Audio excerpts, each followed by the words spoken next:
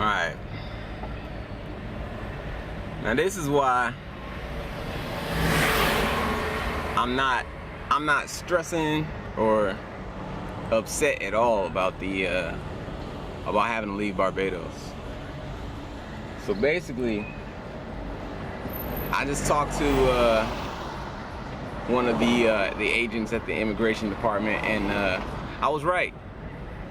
They 30 days is that's not the limit that they give Americans when they come here.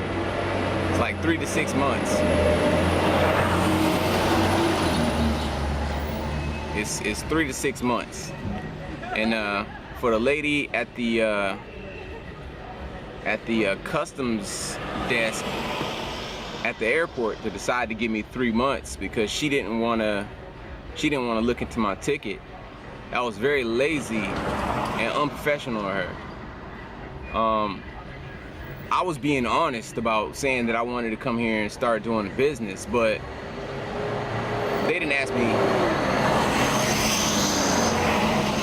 me when. But supposedly that's one of the things that got me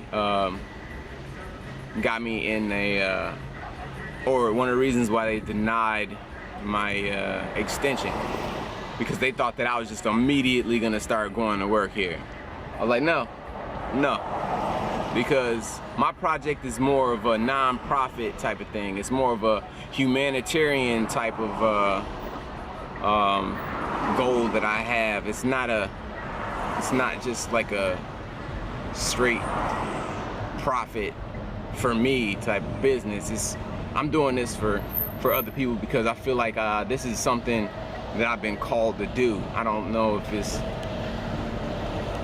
it's just in me to do it, because I mean I could have just stayed in the States and just lived with what I had, but I just feel like we need something, and that's what I came out here to do. And I feel like I've definitely had that chance to come check out Barbados, see what it's like, see how easy it'd be to do some things and how hard it's gonna be to do other things. And one of the reasons why I'm not stressing is actually a weight lifted off of me, is because it seems like everybody seems to know the landlord that I'm dealing with. Everybody seems to know. Even the dude at the immigration office was like, Josephine Alexander. Josephine Alexander? Who? Josephine? We've had to deal with her before. Yeah, we've had to deal with her before, and she is not right in the head. Like, yeah, how did you get her as a landlord? So I mean, explain it, man.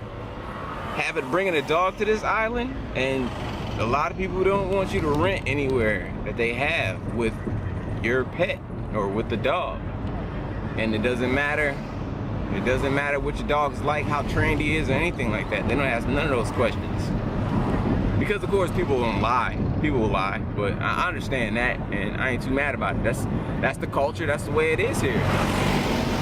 So that's one of the reasons why I'm happy to get out of here. And also, one of the things that you need to know about the deportation or immigration process is you don't particularly have to go back to the States if you overstayed your limit. And like I said, the only reason I ended up overstaying my limit is because, like, I was really like put in a position where, she gave me 30 days from the day I got here at the airport. So that meant I had to go to the immigration office the next day.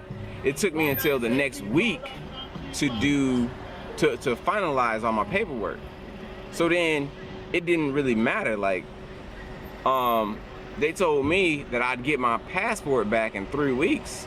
I'm like, that's already putting it at 30 days. So either way, when I get my passport back, we already at 30 days. So overstayed is what they're saying. Oh, not just overstayed, but only because I didn't do a worker's permit before I came to the island. So you have to do a worker's permit before you come to the island. if you come to the island and do a worker permit, you can do a worker permit when you're on the island, but they won't process it while you're on the island, from what they're telling me.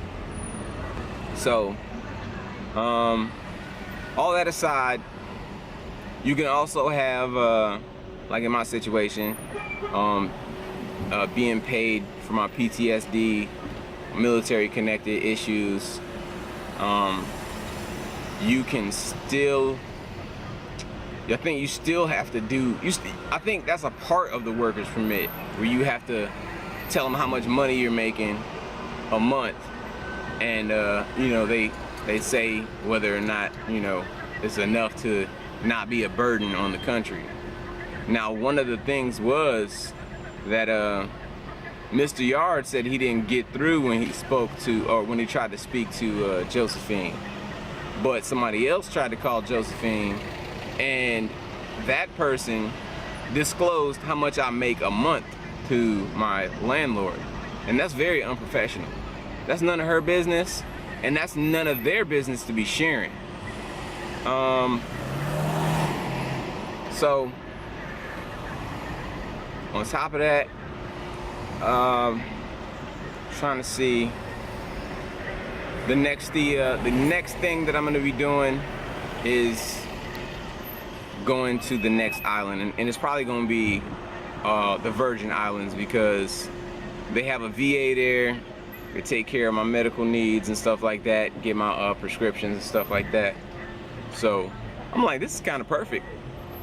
It's kind of perfect, because I haven't been able to get the stuff that I need while I've been here. I've applied for the foreign medical care or medical services, but it might be better to just go to the island that actually has a VA on it. So I'm going ahead and do that.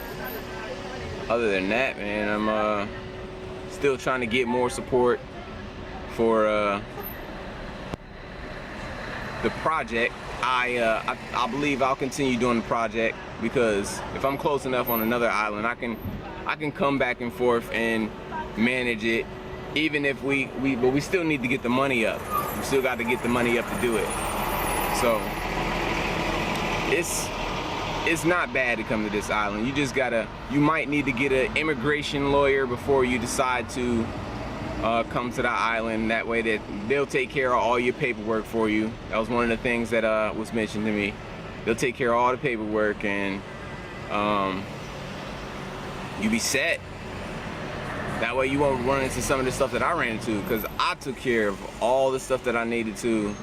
Well, I was trying to take care of all the stuff that I needed to, and a lot of it had to do with getting Bosco set. So taking care of a lot of Bosco's needs kind of wore me out, man. It was a lot of stuff, man, especially for Barbados. Like, Barbados has the strictest, like the most strict policies and requirements to get a dog in here. And I thought it was because they cared for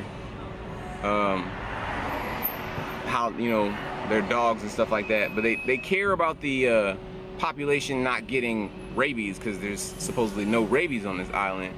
But then you see how most people have or take care of their dogs out here. It's different. And you know that people don't take care of their dogs in the States too. They end up the same way. Like, you know, you get a puppy real young, and then you just leave it at home for 8 hours a day because you think having a dog is